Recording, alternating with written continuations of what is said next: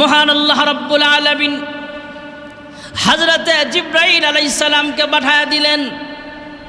আল্লাহ তাআলার হুকুমে হযরতে জিবরাইল আলাইহিস সালাতু ওয়াস সালাম জান্নাতি একটা রেশমি রুমালের ভিতরে আম্মা জান আয়েশা সিদ্দিকার ছবি অঙ্কন কইরা আল্লাহর হুকুমে জিবরাইল আল্লাহর হাবিবের সামনে নিয়ে আসেন। জান্নাতি রেশমি রুমালটা আল্লাহর হাবিবের সামনে তুলে ধরা বলেন, ইয়া রাসূলুল্লাহ, ইয়া হাবিবাল্লাহ, দেখেন তো একে চিনতে পারেন কিনা, ওনাকে চিনতে পারেন কিনা। রেশমি রুমালে যে ছবিটা আছে এই ছবিওয়ালা মানুষটাকে চিনতে পারেন কিনা। আল্লাহর হাবিব ডাক দেয়া কয়, হ্যাঁ জিবরাইল, তোমার হাতে রেশমি রুমালের ভিতরে যেই ছবি উঠানো আছে এটা তো বিনতে আবু বকর, এটা তো আবু বকরের মেয়ে আয়েশার ছবি। যেরকম সুবহানাল্লাহ। আয়েশা তখন ছোট, বয়স কম, 6 বছর 7 বছর বয়স। হযরতে জিবরাইল ডাক দেয়া কয়, ইয়া রাসূলুল্লাহ, ইয়া হাবিবাল্লাহ, দেখেন তো পাত্রী হিসাবে পছন্দ হয় কিনা। সুবহানাল্লাহ কোন না। আল্লাহর হাবিব ডাক দিয়া কয়, জিবরাইল, এটা কি বলো, এটা তো বয়স কম, ছোট মানুষ, বিনতে আবু বকর, আবু বকরের মেয়ে তো বয়স কম, ছোট মানুষ। হযরতে জিবরাইল ডাক দিয়া কয়, ইয়া রাসূলুল্লাহ, ইয়া হাবিবাল্লাহ, হযরতে আবু বকর যখন বলেছেন আমি আবু বকরের কাছে এই দুনিয়ার একটা জিনিস প্রিয়, সেটা হলো 3 জিনিসের একটা জিনিস হলো আমার একটা মেয়ে আপনার কাছে বিবাহ দেওয়া, আমি আবু বকরের কাছে একটা প্রিয় কাজ। ইয়া রাসূলুল্লাহ, ওগো আল্লাহর হাবিব, আবু বকরের এই কথাটা মহান আল্লাহ তাআলার রেজিস্টার খাতার ভিতরে লেখা হয়ে গেছে। আল্লাহ তাআলা আমার মাধ্যমে আপনার কাছে প্রস্তাব জানাইছেন, আপনি আয়েশাকে বিবাহ করবেন। আল্লাহর হাবিব কয়, এটা তো ছোট মানুষ, পছন্দ হইলি কি না হইলি কি। জিবরাইল জানায়া দিলেন, ওগো পয়গম্বর, এই নিয়ে আপনার টেনশন করা লাগবে না। আম্মা জান আয়েশা যখন হিজরত করে মদিনায় যাবেন তখন বয়স কিছু বাড়বে, বয়স বাড়তে বাড়তে আল্লাহ তাআলা আপনার শরীরের সাথে ফিট খাবে এমন শক্তি সাহস আয়েশার শরীরে আল্লাহ ঢাইলা দিবে। ইঙ্গিতে এতটুকু বুঝি জানেন যে আল্লাহর হাবিবের বয়সের সাথে, যদিও আয়েশার বয়স কম, আবু বকরের পছন্দটা আল্লাহর পছন্দের হয়ে গেছে। 9 বছরের আয়েশাকে আল্লাহ 16 বছর বয়সের বডি আন্তাজে বানায় দিছে। জোরে কোন সুবহানাল্লাহ। ভাইয়েরা আমার, বন্ধুরা আমার, আবু বকর সিদ্দিক যখন তার পছন্দের কথাগুলো বললেন, এমনি হযরত আবু বকরের পর হযরত ওমর দাঁড়ায়া কয়, সাদাকতা ইয়া আবা বকর। হযরতে ওমর ইবনুল খাত্তাব রাদিয়াল্লাহু আনহু দাঁড়ায়া কয়, হ্যাঁ আবু বকর, আপনি সত্য কথা বলেছেন। এবার আমি ওমরের কাছে এই দুনিয়ার 3টা জিনিস প্রিয়। যেরকম সুবহানাল্লাহ। হযরত ওমর দাঁড়ায়া বলেন, হুব্বিবা ইলাইয়া মিনাদ দুনিয়া সালাস। আমি ওমরের কাছে এই দুনিয়ার 3টা জিনিস প্রিয়। 1 নম্বরের কাজ হলো তা'মুরুনা বিল মা'রুফ। এই দুনিয়াতে সৎ কাজের আদেশ করা আমি ওমরের কাছে প্রিয় কাজ। 2 নম্বরের প্রিয় কাজ হলো, পছন্দের কাজ হলো ওয়া তানহাউনা আনিল মুনকার। অসৎ কাজের নিষেধ করা আমি ওমরের একটা পছন্দের কাজ।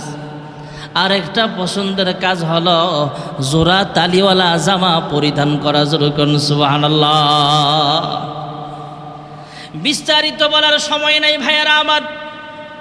হযরত ওমর ইবনুল খাত্তাব যখন 3টা কথা বললেন, ওনার কাছে তা'মুরুনা বিল মা'রুফ ওয়া তানহাউনা আনিল মুনকার, ওনার কাছে 3টা জিনিসের মধ্যে একটা হলো সৎ কাজের আদেশ করা, আরেকটা হলো অসৎ কাজের নিষেধ করা, আরেকটা হলো জোড়া তালিওয়ালা জামা পরিধান করা। 3 জিনিস প্রিয়। এই কথা বলার পর হযরত ওসমান দাঁড়ায়া বলেন, সাদাকতা ইয়া ওমর, হ্যাঁ ওমর, আপনি সত্য বলেছেন। হুব্বিবা ইলাইয়া মিনাদ দুনিয়া সালাস।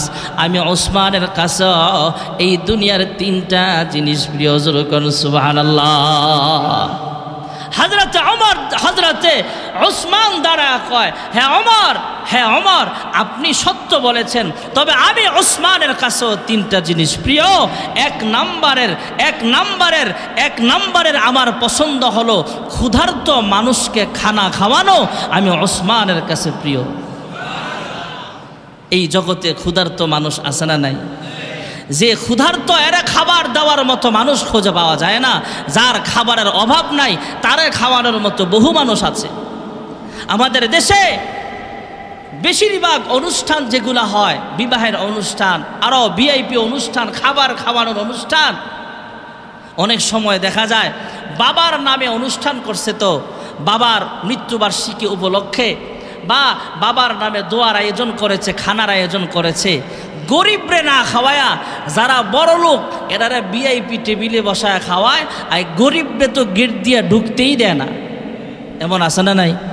তাহলে আপনি আপনার বাবার জন্য এতিমকে খানা খাওয়াচ্ছেন, আপনি এতিমদেরকে গেটের বাইরে অবহেলিতভাবে রাখলেন, আর ভিআইপি মেহমান যার 10 তলা বিল্ডিং আছে, 2 তলা বিল্ডিংয়ের মালিক, খাবারের অভাব নাই, এরা আপনি ভিআইপিভাবে টেবিলে বসায় খাওয়াচ্ছেন।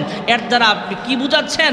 আপনি তো এতিমকে অবহেলা করলেন। হযরত ওসমান বলেন, রহমানের গোলামের এই গুণটা থাকা চাই।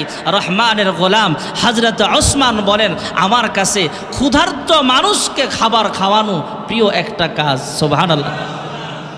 এই জন্যে সামনে থেকে আমরা যে কোনো অনুষ্ঠান করব, আমরা গরিবদের জন্য আলাদা একটা প্যান্ডেলের ব্যবস্থা করব, একসাথে না বসাই, কিন্তু একই সমানে তাদেরকে খাবার খাওয়ায়া দিবেন। ভিআইপি মেহমানকে যেই মানের খাবার খাওয়ান, গরিবকেও এক লুকমা খানা খাওয়ান। যে ধনী তার তো খাবারের অভাব নাই, সে আইসা বলবে আমি গরুর গোশত খাই না, এই খাই না, সেই খাই না, কিন্তু একজন গরিব মানুষ তারে জিরা দিবেন, সে এটা খাইয়াই আপনার আব্বা আম্মার জন্য দোয়া করবে। সুবহানাল্লাহ। এই জন্য বড় লোককে খাওয়ায়েন না এ কথা আমি বলতেছি না, এরাও খাওয়ান। যে পয়সাওয়ালা সম্মানী মানুষকে সম্মান করেন, অসুবিধা নাই, কিন্তু আমার বলার উদ্দেশ্য হলো গরিবকে অবহেলা করেন না। হযরত ওসমানের প্রিয় ক্ষুধার্ত মানুষকে আহার করানো। সুবহানাল্লাহ। দ্বিতীয় নাম্বারের পছন্দের কাজ হলো, ওসমান বলেন আমার কাছে আরেকটা পছন্দের কাজ হলো, যার কাপড় চোপড় নাই, বস্ত্রহীন মানুষ, কাপড় কেনার টাকা নাই, এই মানুষটাকে বস্ত্র প্রদান করা আমি ওসমানের প্রিয় কাজ। সুবহানাল্লাহ। দুনিয়াতে অনেক মানুষ আছে যে পোশাক পরার মতো কাপড় চোপড় বেশি, কেনার টাকা পয়সা তার কাছে নাই। বস্ত্রহীন মানুষকে বস্ত্র প্রদান করা ওসমানের কাছে একটা প্রিয় কাজ। 3 নম্বরের পছন্দের কাজ হলো, ওসমান বলেন তিলাওয়াতুল কোরআন, কোরআনুল কারীম তিলাওয়াত করা আমি ওসমানের প্রিয় কাজ। যখন সুবহানাল্লাহ। হযরত ওসমান ওনার পছন্দের কথাগুলো বলে ফেললেন। এমনি হযরতে আলী রাদিয়াল্লাহু আনহু দাঁড়ায় কয়, হ্যাঁ ওসমান ইবনে আফফান, আপনি তো ভালো কথা বলেছেন, সত্য কথা বলেছেন। সাদাক্তা ইয়া ওসমান, আপনি সত্য কথা বলেছেন। হুব্বিবা ইলাইয়া মিনাদ দুনিয়া সালাস, আমি আলীর কাছে এই দুনিয়ার 3টা জিনিস প্রিয়। 1 নম্বর হলো মেহমানের মেহমানদারি করা। যেরকম সুবহানাল্লাহ। হযরত আলী রাদিয়াল্লাহু আনহুর কাছে মেহমানদারি করা অনেক প্রিয় কাজ ছিল। ভাইয়েরা আমার, হযরত আলী রাদিয়াল্লাহু আনহু মা ফাতেমা অসুস্থ, আলী রাদিয়াল্লাহু আনহুর সহধর্মিণী আল্লাহর হাবিবের কন্যা ফাতেমা অসুস্থ। ডাক দিয়া কয়, স্বামী আমার, নেন 1 দিরহাম বা 1 দিনার নিয়ে যান, বাজার থেকে একটা আনার কিনে নিয়ে আসেন। আমার কাছে মনে হচ্ছে আমি যেহেতু অসুস্থ মানুষ, এই অসুস্থ অবস্থায় আনার খাইতে আমার ভালো লাগতেছে, একটা আনার যদি আমাকে কিনে খাওয়াতেন।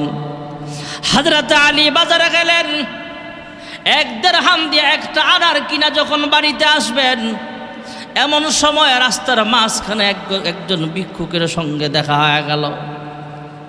একজন ক্ষুধার্ত মানুষ, ভিক্ষুক মানুষ হযরত আলীকে সালাম দিয়া কয়, আলী, আমি কয়েকদিন যাবৎ খুব অসুস্থ, আমার পেটে অনেক ক্ষুধা, আমি অনেক অসুস্থ মানুষ, টাকা পয়সা নাই, তবে তোমার কাছে কি আছে? আল্লাহর হস্তে আমাকে ভিক্ষা দাও। যেরকম সুবহানাল্লাহ। হযরত আলী ডাক দিয়া কয়, হ্যাঁ ভিক্ষুক, বুঝলাম তুমি ক্ষুধার্ত, তুমি অসুস্থ, আমার কাছেও টাকা পয়সা নেই। ওয়া আম্মাস সাইলা ফালা তানহার, ভিক্ষুককে ধমক দেওয়া যাবে না, সায়েলকে ধমক দেওয়া যাবে না। আলী বুঝায় বললেন, আল্লাহর হাবিবের কন্যা ফাতেমা আমার সহধর্মিনী, এটা তো তুমি জানো। কয় হ্যাঁ, আমার স্ত্রী হাসান হোসেনের মা অসুস্থ, আনার খাইতে মন চাইছে, বাজার থেকে একটা আনার কিনে রওনা হয়েছিলাম মাত্র।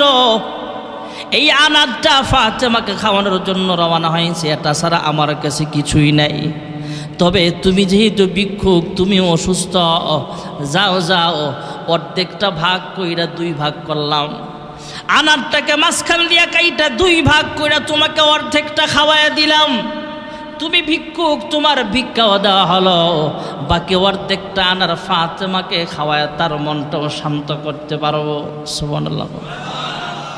অর্ধেকটা আনার ভিক্ষুক খায়া ডাক দিয়া কয়, আলী আমার শরীরটা অনেক অসুস্থ ছিল, অর্ধেকটা আনার খায়া আমার অর্ধেকটা শরীর সুস্থ হয়ে গেছে। এর কথায় কি বুঝতেছেন? এর হাব ভাব কি বুঝতেছেন? বাকি আনারটাও যদি দেন, আমার বাকি অর্ধেকটা শরীরও সুস্থ হয়ে যেত। সুবহানাল্লাহ বললাম। আমরা হইলে তো ধমক দিতাম, বেটা কান বরাবর 2টা কষায় মারমু, আমার বউয়ের লাগে আনার নিতেছি, আর তুই বেটা অর্ধেকটা খাইছিস, বাকি অর্ধেক চাইছিস, কোন বিবেকে? আমরা তো ধমক দিতাম। আলী মুস্কি হাইসা কয়, যাও, তোমার শরীর যেহেতু বাকি অর্ধেকটা খাইলে পুরা শরীরটাই সুস্থ হবে, নাও বাকি আনারটাও তোমার দিয়া দিলাম। সুবহানাল্লাহ। ভিক্ষুক মজার মানুষ, পুরা আনার খায়া কয়, আলী আলহামদুলিল্লাহ, এ আনারটা খায়া আমার শরীরটা এখন পুরাই সুস্থ মনে হচ্ছে। সুবহানাল্লাহ। আলী হাতে তো আনার নাই, ভিক্ষুককে খাওয়াই লাইছে, বাড়ি পর্যন্ত গেছে। বাড়ির দিকে যায় হযরতে ফাতেমাকে ডাক দেয়া কয়, ফাতেমা এমন এমন ঘটনা ঘটেছে, রাস্তায় ভিক্ষুক আনার চাইছে, অর্ধেকটা দিয়েছিলাম, সে বলছে অর্ধেক সুস্থ, বাকি আনার চায়, বাকি অর্ধেকটাও দিয়ে দিলাম, পুরা সুস্থ। হযরতে ফাতেমা বর্তমান যুগের ডিজিটাল যুগের মহিলা ছিলেন না। আমাদের স্ত্রীরা হইলে হয়তো বলতো, তোমার কাছে আইসা কবে শান্তি পাইছিলাম, একটা আনার কিনছিলা, এটাও ভিক্ষুককে দিয়াইলা। হযরত আলীর স্ত্রী মা ফাতেমা ডাক দিয়া কয়, আমি খাইলে যেমন খুশি হইতাম, ভিক্ষুককে তুমি খাওয়াইছ, এর চাইতে বেশি আমি ফাতেমা খুশি হয়েছি। যেরকম সুবহানাল্লাহ। এখান থেকে আমাদের মা বোনদেরও শিক্ষা গ্রহণ করা উচিত, ঠিক না বেঠিক? জোরে কর। এদিক দিয়ে হযরত জিবরাইলের আগমন, জান্নাত থেকে 10টা আনার নিয়ে আল্লাহর হাবিবের মাধ্যমে হযরত আলীর ঘরে পাঠায়া দিলেন। সুবহানাল্লাহ। জিবরাইল আনার নিয়ে রাসূলের কাছে আসছে, বিস্তারিত ঘটনা শোনাইছে। হযরত আলীর বাসায় একটা সাহাবায় দিয়া পাঠাইছে, এক সাহাবী দিয়া, যাও এই 10টা আনার আলীর ঘরে দিয়ে আসবা। আলীর ঘরের সামনে যায়া এই সাহাবীও চালাক, এই পরীক্ষা করার লাগা একটা আনার পকেটে থুইয়া 9টা আনার দিছে। কয়টা দিছে?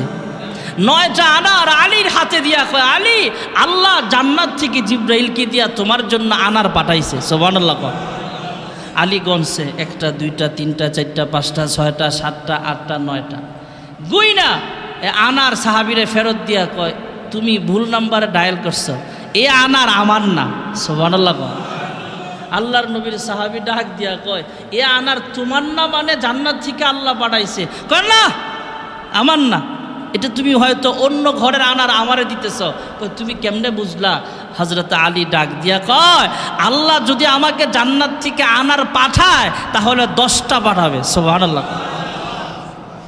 আমরা যে মসজিদ মাদ্রাসায় দান করি, 1 টাকা দিলে 10 টাকার সওয়াব। সুবহানাল্লাহ। কন্যা আজরু আশার আমসালিহা, আল্লাহ তাআলা আমাদেরকে উজরত দিবে 10 গুণ বাড়ায়া। সুবহানাল্লাহ। কন্যা এবার সাহাবী পকেট থেকে বাকি একটা আনার দিয়া বলে, হে আলী, তোমারে পরীক্ষা করছিলাম, তোমার ইমানটা কেমন শক্ত। সুবহানাল্লাহ। হে আলী, জান্নাত থেকে মহান আল্লাহ তাআলা 9টা না, তুমি যেহেতু একটা আনার আল্লাহর রাস্তায় সায়েলকে ভিক্ষুককে ভিক্ষা দিয়েছ, আল্লাহ তাআলা জান্নাত থেকে তোমার কাছে তোমাকে আল্লাহ তাআলা 10টা আনার উপহার দিয়েছে। যেরকম সুবহানাল্লাহ। হযরতে আলী রাদিয়াল্লাহু তাআলা আনহুর পছন্দের এই কাজ ছিল মেহমানকে কদর করা, মেহমানকে খানা খাওয়ানো। যেরকম সুবহানাল্লাহ। সামনে আরও আসবে, সময় সংক্ষেপ এতটুকুই। হযরত আলীর 3টার মধ্যে একটা বললাম, আরও 2টা রয়েছে। আবার জিব্রাইলেরও 3টা পছন্দ আছে, আল্লাহরও 3টা পছন্দ আছে। সামনের সপ্তাহে ইনশাআল্লাহ বলবো। আল্লাহ তাআলা যে কথাগুলো বললাম, হযরত আলীর পছন্দ, হযরত ওসমানের পছন্দ, আবু বকরের পছন্দ, আল্লাহর নবীর পছন্দ, এই পছন্দের কাজগুলো, এই গুণগুলো যেন আমাদের ভিতরেও আনতে পারি, আল্লাহ তৌফিক দান করেন। সকলে বলে আমিন। ওয়া আখিরু দাওয়ানা আনিল হামদুলিল্লাহি রাব্বিল আলামিন। যারা সুন্নত পড়েছেন বাকিদেরকে সুন্নত পড়ার সুযোগ করে দেন। বাহিরে যারা